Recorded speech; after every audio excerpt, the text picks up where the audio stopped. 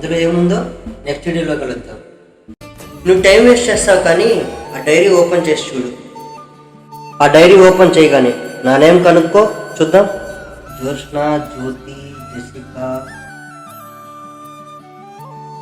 ప్రేమతో ఎన్నో లేఖలు రాసెనే చూసే చూపులు. అరే భలే కనిపెట్టినావే. నేనంతే చిన్నప్పటి నుంచి.